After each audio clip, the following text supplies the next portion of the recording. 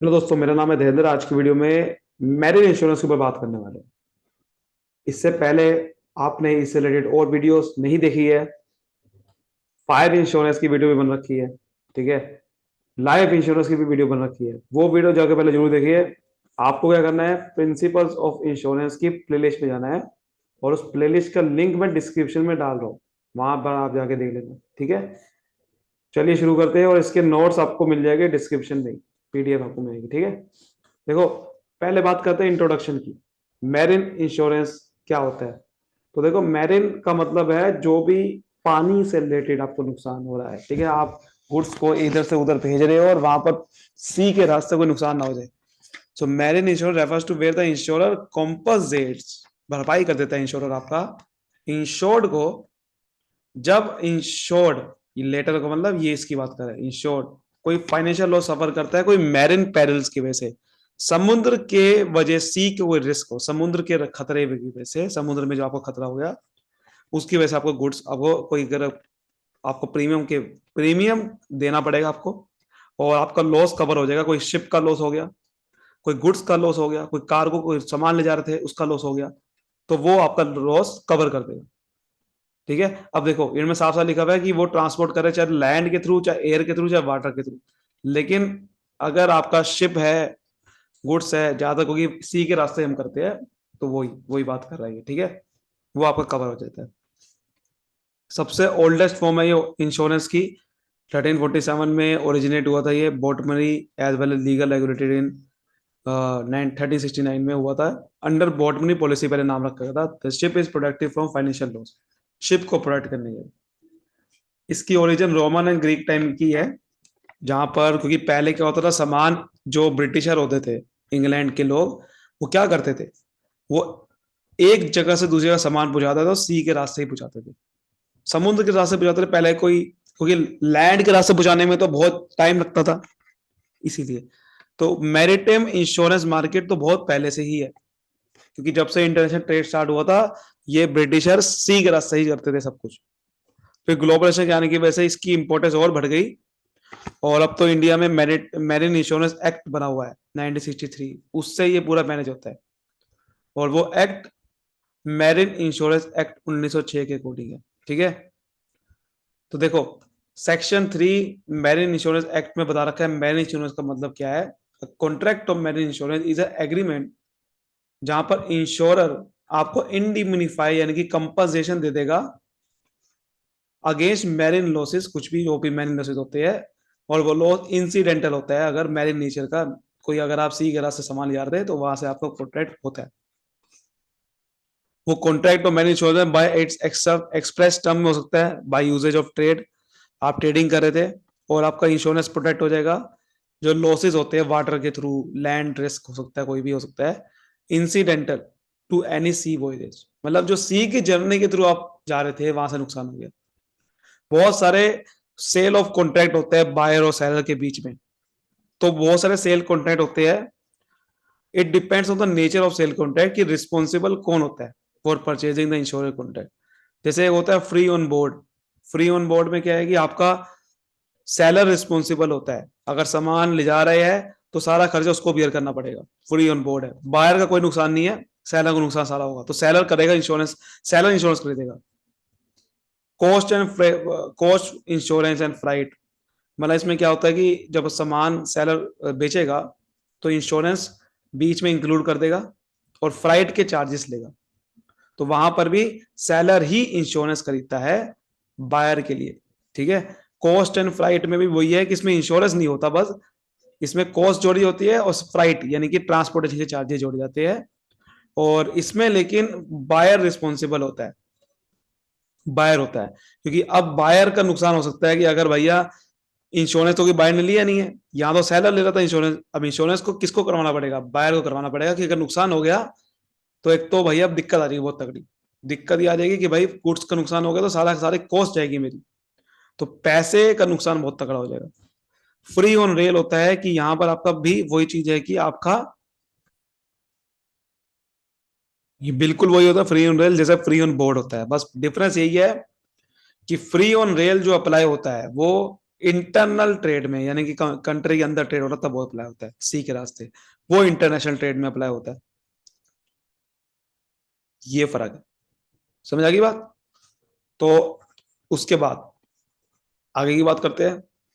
Scope की बात करें, कहाँ कहाँ अप्लाई होता है मैरिन इंश्योरेंस, तो भैया कार्गो इंश्योरेंस में। कार्गो इंश्योरेंस मतलब, कार्गो का मतलब क्या है, गुड्स या कोई मर्चेंडाइज, यानी कि कोई ऐसा सामान जो आप सी के रास्ते ले जा रहे हो, रोड के रास्ते ले जा रहे हो, रेल के या एयर के, और ट्रांजिट में आपको नुकसान हो सकता है कि बीच रास्ते कहीं गुड्स नुकसान ना हो जाए, कोई भी गुड्स डैमेज ना हो जाए, उसका इंश्योरेंस कराते हो। ठीक है, इसमें आप इनलेट ट्रांसपोर्ट बाय कंट्री, यानी कि कोई कंट्री के अंदर सामान आ रहा है वहां का इंश्योरेंस करवा दिया आपने, इंपोर्ट एक्सपोर्ट हो रहा है वहां का, कंसाइनमेंट होती है, किसी से सामान लिया एयर रोड इसके रास्ते, या कोई पोस्ट के थ्रू सामान आ रहा है, किसी भी थ्रू सामान आ रहा है इस तरह से, बाहर से अंदर से कंसाइनमेंट के थ्रू, वहां से हम इंश्योरेंस करवाते हो। फिर होता है हल मैरिन इंश्योरेंस। इस इंश्योरेंस में क्या होता है, सब्जेक्ट मैटर आपका वैसल का होता है, यानी कि शिप को नुकसान ना हो जाए, शिप का होता है सारा इंश्योरेंस, उसके इक्विपमेंट्स का। ठीक है, तो इंश्योरर कंपनसेट किसकी देता है, फाइनेंशियल लॉस हो गया कोई, अगर वैसल डिस्ट्रॉय ना हो जाएगी, शिप में आग लगी, शिप पूरी पूरी खत्म होगी, शिप का इंश्योरेंस चाहिए। बहुत सारे होते हैं, जेटीज, ट्रोलर, सेलिंग। ठीक है, ये सारे इंश्योरेंस टाइप है, बहुत सारे वैसल के नाम है ये, कई सारे वैसल होते हैं, jetties, trawler, sailing vessel, treasure, port craft, ocean steamer, ship, even ship builder, ship builder के लिए भी होता है, रिपेयर के लिए भी होता है। ठीक है, पॉलिसी कवर होती है कि फायर की वजह से नुकसान हो गया, कोई अगर शिप टकरा गई, डूब गई, ओवरटर्न हो गया, नेग्लिजेंस हो गया किसी क्रू का, मतलब चलाते जाते उन्हें सो गया क्रू, अर्थक्वेक आ गया, फ्लड आ गया, कुछ भी हो सकता है। हाँ, ये रिस्क ये कवर नहीं करता कि टेररिस्ट ने अटैक कर दिया कोई, या डेलिबरेट आप डैमेज कर रहे हो, जानबूझ के डैमेज करवाया आपने, या रेडियो एक्टिव एनर्जी की वजह से डैमेज हो गया, या इंसॉल्वेंसी शिप की हो गई थी ओनर की, इसलिए उसने शिप डुबा दी, ये ना होना चाहिए। ठीक है, फ्राइट इंश्योरेंस भी होता है, क्योंकि आपको पता है कि फ्राइट का चार्जेस बहुत महंगा होता है, सामान जब एक जगह दूसरी जगह जाता है तो शिपिंग कंपनी फ्राइट के चार्जेस लेती है और बहुत महंगा होता है वो।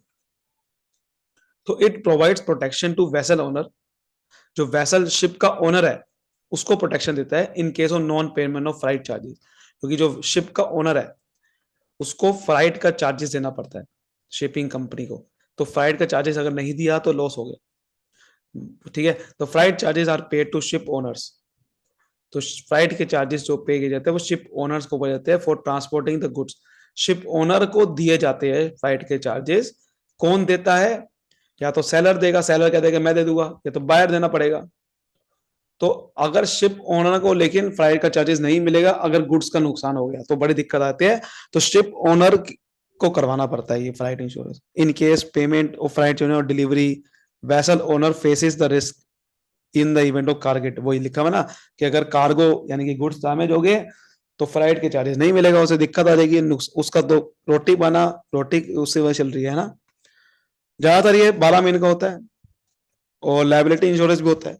ये इंश्योरेंस पॉलिसी होती है लाइबिलिटी कि अगर किसी तीसरी पार्टी के खिलाफ कोई लाइबिलिटी है उसका इंश्योरेंस करवाने के लिए। ठीक है, कोई अगर कोई मैरिन एक्सीडेंट की वजह से कोई तीसरी पार्टी को नुकसान ना हो जाए, it will cover accidental loss of property of the third person as well as fatal injury, कोई इंजरी ना हो जाए, कि अगर किसी को सामान को ले जा रहे हैं या किसी पर्सन को ले जा रहे हैं तो उसको नुकसान ना हो जाए, उसी लाइबिलिटी, उसकी लाइबिलिटी है जो, दो लाइबिलिटी होते हैं, क्रॉस लाइबिलिटी और सिंगल लाइबिलिटी। क्रॉस लाइबिलिटी का मतलब जहां पर vessel are to be blame for the accident and are required to pay each other, मतलब जहां पर वेसल्स यानी कि शिप, शिप ओनर को भी पे करना पड़ेगा, शिप ओनर ब्लेम कर रही है एक्सीडेंट तेरी वजह से हुआ, उसकी वजह से हुआ, तो दोनों को लाइबिलिटी बियर करनी पड़ती है, उसे क्रॉस लाइबिलिटी बोलते हैं। सिंगल लाइबिलिटी मतलब only the part of vessel under lesser damage to, जो लेसर के वेसल का पार्ट है उसको डैमेज हुआ उसी की लाइबिलिटी होगी सिर्फ। एक होता है वेसल के साथ साथ लोगों की लाइबिलिटी भी करवा दी, वो ना। टाइप समझते हैं, मैरिन इंश्योरेंस पॉलिसीज कितने टाइप की होती है, तो देखो कई टाइप की होती है, जैसे कि वॉयज पॉलिसी, पहला है वॉयज पॉलिसी। वॉयज पॉलिसी मतलब देखो क्या लिखा हुआ है, policy issued for specific departure, एक जगह से दूसरी जगह जाना है तो डिपार्चर लोकेशन से डेस्टिनेशन तक पहुंचने की पॉलिसी है ये, वहां पर नुकसान ना हो जाए। टाइम पॉलिसी स्पेसिफिक टाइम होता है, ज्यादातर 1 साल की पॉलिसी करवा दी आपने, that is time. Mix policy मतलब वॉयज भी है, टाइम भी है, दोनों अप्लाई होगा। अनवैल्यूड पॉलिसी का मतलब जहां पर वैल्यू नहीं निकाली जाती, सब्जेक्ट मैटर, यानी कि कोई पैसा करवा ले हो या कोई कार्गो का इंश्योरेंस करवा रहे हो तो उसकी वैल्यू नहीं दिखी जाएगी क्या है, सीधा इंश्योरेंस करवा दिया। एक होता है वैल्यू निकाल के, और पहले से प्री डिटरमाइन होगा कि कितना वैल्यू है, उसके हिसाब से आपको पैसा मिलेगा, that is value policy. Floating policy मतलब ये पॉलिसी उसके लिए यूजफुल है जिसके फ्रीक्वेंट कार्गो ट्रांसफर करती है एक जगह से दूसरी जगह पे। तो only the general terms and policy coverage amount are specified and other detail, ship का नाम सब कुछ डिक्लेयर करा जाएगा। और जो कार्गो का ये पॉलिसी है, कार्गो का डैमेज न हो जाए ट्रांसफर करते हुए। सिंगल वैसे मतलब शिप का, एक शिप की पॉलिसी। फ्लीट का मतलब बहुत सारे शिप को आपने एक साथ कवर कर दिया, मल्टीपल शिप को। नेम्ड पॉलिसी का मतलब जहां पर पॉलिसी का नेम होगा वेसल के नाम पे, ठीक है। और स्पेसिफिक डिक्लेरेशन पॉलिसी का मतलब जहां पर पॉलिसी इशू कर जाएगी वो ऑर्गेनाइजेशन को जिसकी लास्ट एनुअल टर्नओवर 3 करोड़ से ज्यादा है, उसको करी जाएगी, और वो टर्नओवर देखी जाएगी पिछले साल से। एनुअल पॉलिसी भी होती है, जैसे कि नाम से लिखा है कि जिसकी ड्यूरेशन 1 साल की होती है। वेजर पॉलिसी का मतलब जहां पर कोई फिक्स टर्म नहीं होती कि कितना आपको पैसा मिलेगा। If the insurance company find damages worth the claim then reimbursement are provided, else there is no compensation, मतलब कंपनसेशन पक्का नहीं कि मिलेगी नहीं मिलेगी, वो पॉलिसी है। ब्लॉक पॉलिसी समटाइम क्या होता है कि लैंड और सी रिस्क दोनों को कवर कर देती है पॉलिसी, ये वो वाला है। If the goods are sent by rail, truck के थ्रू सेंड कर रहे हो, डिपार्चर ट्रक के थ्रू डिपार्चर कर रहे हो, then it will risk on land also. तो अगर कोई लैंड का रिस्क है, यानी कि आप पहले ट्रक के थ्रू माल जाएगा सी तक, फिर सी के थ्रू आगे जाएगा, तो दोनों का रिस्क कवर कर देगी, ब्लॉक पॉलिसी कहते हैं। तो आप समझते हैं कि मैरिन पॉलिसी की कंडीशंस क्या क्या। लास्ट टॉपिक हमारा है कि कंडीशन किस आधार पे आप मैरिन पॉलिसी पे पैसा मिलता है आपको।